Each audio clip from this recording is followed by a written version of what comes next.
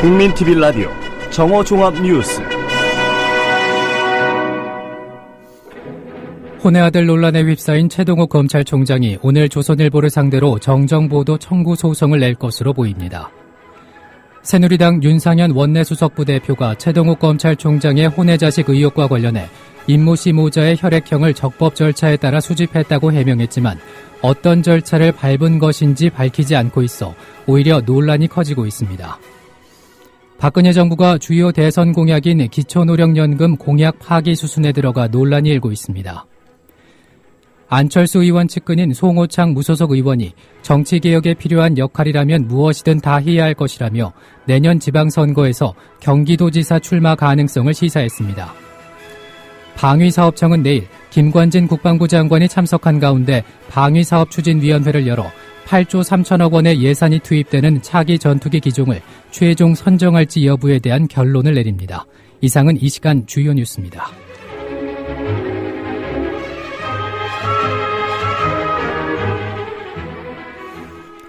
국민TV 라디오 정오뉴스 첫 소식입니다. 혼의 아들 논란에 휩싸인 최동욱 검찰총장이 오늘 조선일보를 상대로 정정보도 청구 소송을 낼 것으로 보입니다. 최동욱 검찰총장 측은 추석 연휴가 끝나고 조선일보를 상대로 정정보도 청구 소송을 내겠다고 밝혔습니다. 오늘 서울지방법원에 소장을 접수할 것으로 보입니다. 당초 최 총장은 조선일보 측과 협의해 유전자 검사도 받겠다고 했는데 이 부분에 대한 구체적인 계획이나 입장은 아직까지 나오지 않았습니다. 오늘 최 총장은 출근하지 않았습니다. 지난 16일, 17일과 마찬가지로 연가를 내고 변호인들과 법적 대응을 준비하는 것으로 알려졌습니다. 최 총장은 청와대의 사표 반려에도 불구하고 사퇴 의사를 접지 않고 있습니다. 법무부 감찰에도 응하지 않겠다며 개인적인 법적 대응으로 진실을 규명하겠다는 입장을 분명히 하고 있습니다. 한편 법무부 감찰관실은 추석 연휴에도 조선일보가 혼의 아들을 낳았다고 지목한 임모 씨의 주변을 탐문하는 등 진상규명 작업을 벌였습니다.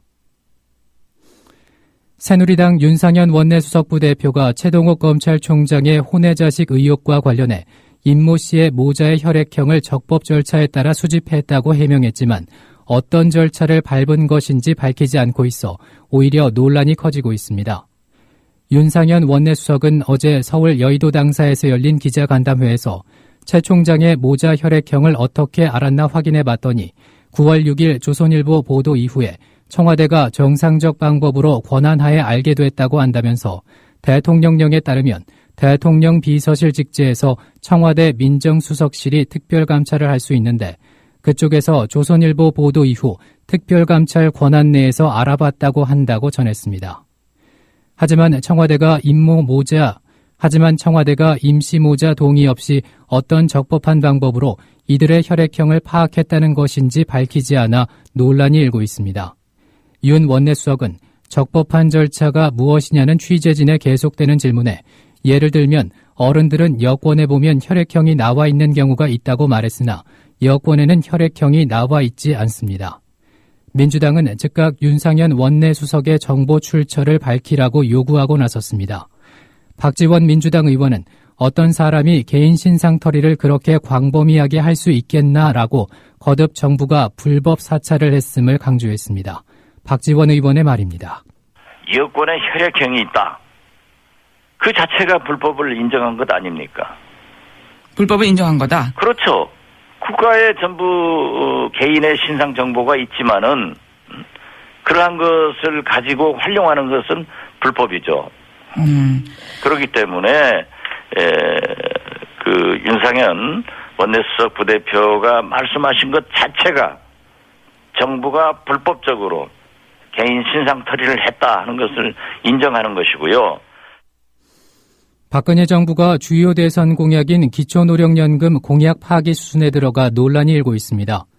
박근혜 대통령은 지난해 대선 후보 시절 65세 이상 모든 노인에게 20만 원씩 지급하겠다고 약속했습니다. 현재 소득 하위 80%에게 약 9만 원가량 지급하는 기초노령연금을 소득과 관계없이 65세 이상 노인에게 20만 원씩 지급하겠다는 파격적 공약이었고 이 공약은 박빙의 대선 승부에서 노년층의 표를 끌어모으는 데 결정적인 역할을 했습니다. 그러나 박 대통령은 집권하자마자 공약 후퇴를 거듭하더니 소득 하위 70%를 대상으로 소득 또는 국민연금 수령액과 연계해 차등 지급하는 방안으로 변질됐습니다. 정부는 오는 26일 기초노령연금 최종안을 내놓을 계획입니다. 한편 홍문종 새누리당 사무총장은 오늘 CBS 라디오에 출연해 경제가 나쁘다며 정부의 최종안이 최상의 방법이라고 평가했습니다. 홍문종 사무총장의 말입니다. 네. 결국 노인 70%에 한해서 그것도 가진 소득 보고 국민연금 그동안 낸 것도 참고해서 차등해서 주겠다. 이렇게 이제 내용이 정해졌다. 이 내용이었는데 네네. 결국 대통령이 모든 노인에게 20만 원 주겠다는 얘기는 그냥 공수표가 된 거네요. 지금 현재 그렇게 발표한다고 하면 대통령 선거 공약하고는 좀 다르죠. 예. 그렇죠. 여기 반발이 상당히 있을 것 같고 게다가 노인들의 재산 소득을 정확히 파악해서 차등 지급한다는 게 쉽지 않을 거라는 얘기까지 나오는 상황에서 어떻게 보세요? 글쎄, 이제 저는 이렇게 생각합니다. 이제 저도 이제 국회의원이기 때문에 공약을 많이 합니다. 예. 이제 어떻게 하겠다는 의지의 표현이거든요. 예. 이제 대통령께서도 지금 이제 5년 임기를 가지고 있지 않습니까? 예. 그래서 지금 이제 여러 가지 지금 세수가 12조 이상 줄었어요. 그렇죠. 그리고 경제가 굉장히 나쁘거든요. 그래서 이제 대통령께서 지금 할 수 있는 최고의 공약을 지킬 수 있는 그 최선의 방법이 지금 이 방법이다 이렇게 결론을 내리고 있는 것 같은데. 근데 공약하실 그때쯤에도 경제는 안 좋았던 것 같은데 계속 안 좋지 않았습니까? 그러니까 이제 경제를 앞으로 좋게 만들어야죠. 일종의 이제 파이가 커져야 되니까. 그래서 민주당이 빨리 들어와서 이 경제 살리는 데 좀 적극적으로 동참해 달라는 거고요. 여야는 오늘 각각 의원총회를 열어 향후 정기국회 운영 방향 등을 논의합니다. 새누리당은 오늘 오후 2시 의원총회를 갖고 추석 민심을 공유하면서 정기국회 정상화와 전국 돌파 해법을 논의할 예정입니다. 원내외 병행투쟁을 이어가고 있는 민주당은 이에 앞서 오전 10시 의원총회를 열어 대여 투쟁 수위를 결정할 예정인데 정기국회 동원 등을 두고 치열한 논쟁이 예상됩니다. 한편 새누리당 유일호 대변인, 민주당 김관현 대변인은 계속되는 전국 파행과 관련해 파국만은 막겠다는 입장입니다. 오늘 평화방송 라디오에 나란히 출연한 두 대변인의 말입니다. 저희가 좀 더 적극적으로 대화에 나서고 해야 된다는 것은 오르신 지적이고요. 네. 여기로서는 일단 국정개혁 문제 같은 것도 그렇고 아까 정보위 얘기도 이제 그에 연관이 됩니다만 그런 문제 또 하나는 국정감사라는 것을 어차피 이것은 여야가 합의를 해서 어떤 결론을 도출하는 것이 아니지 않습니까? 네. 일정만 합의하면 되는 것이거든요. 그래서 국정감사에 대해서는 야당이 그것을 그야말로 거부할 이유도 명분도 없다고 생각합니다. 현실적으로도 야당이 일정만 합의해주면 되기 때문에 예. 그것을 시작으로 하다 보면 우리 서로 간에 좀 더 심도 있는 대화가 이루어지고 그러면은 저희가 야당한테 표현이 좀 뭐합니다만은 줄 수 있는 카드도 새로 생길 수도 있다고 봅니다. 그러나 저희가 3자 회담을 통해서 박근혜 대통령께서 그동안 침묵을 깨고 현 정국을 바라보는 그 입장을 명확하게 밝히셨기 때문에 그 입장이 조만간 바뀔 거라고는 저희는 사실 기대하지 않습니다. 예. 많은 분들의 의견을 종합해보면 박근혜 대통령의 기본적인 캐릭터나 국정 수행하는 성향을 고려해봤을 때 박 대통령께서 입장을 선회하시기는 어렵다고 생각하고요. 다만 국회가 공전돼서는 안 되기 때문에 국회 활동 저희가 충실히 할 것이고요. 안철수 의원 측근인 송호창 무소속 의원이 정치개혁에 필요한 역할이라면 무엇이든 다 해야 할 것이라며 내년 지방선거에서 경기도지사 출마 가능성을 시사했습니다. 송호창 의원은 오늘 국민TV 라디오 노종면의 뉴스바에 출연해 정치개혁을 위해서 역할을 하겠다는 뜻을 밝혔습니다. 송호창 의원의 말입니다. 제가 어느 정도로 준비가 됐을지 또 책임 있는 어떤 역할을 좀 해야 되지 않을까라는 생각 정도 하고 있습니다. 예, 그러니까 아예 가능성이 없다 이런 입장은 아니시군요. 어차피 제가 무슨 개인적으로 어떤 지위를 갖기 위해서 지금 정치를 시작한 것이 아니라 네.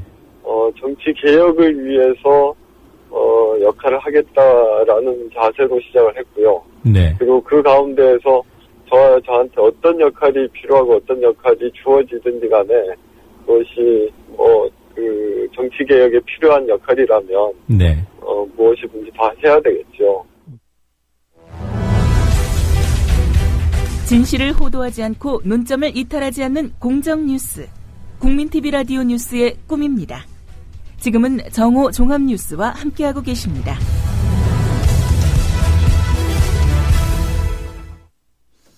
이어서 논평입니다. 오늘은 기초연금 공약대로 이행하라라는 주제로 본방송 조상훈 사무국장의 논평이 있겠습니다. 박근혜 대통령이 65세 이상 모든 노인에게 매달 20만 원씩 지급하겠다고 했던 기초연금 대선 공약을 결국 파기할 모양입니다. 언론 보도에 따르면 보건복지부가 26일 발표할 예정인 기초연금 도입 방안은 기초연금 지급 대상을 소득 하위 70%로 한정하고 지급액도 소득과 국민연금 수령액에 따라 차등을 준다는 것입니다. 이는 65세 이상 모든 노인에게 매달 20만 원을 지급하겠다고 했던 박근혜 대통령의 대선 공약과는 한참 거리가 있는 내용입니다. 기초연금 공약 후퇴에 대한 책임을 지고 진영 복지부 장관이 사퇴 의사까지 밝혔다는데 장관 한 명 그만두고 끝낼 일이 아닙니다. 지난 대선에서 박근혜 후보는 기초연금 공약을 앞세워 노년층은 물론이고 많은 50, 60대들의 표를 얻었습니다. 그런데 막상 대선 승리라는 목표를 달성하고 나자 생각을 바꾼 것입니다. 대통령직 인수위원회 시절부터 공약 파기 움직임은 있었습니다. 노인들의 국민연금 가입 기간에 따라 기초연금 액수를 차등 지급하는 쪽으로 후퇴한 것입니다.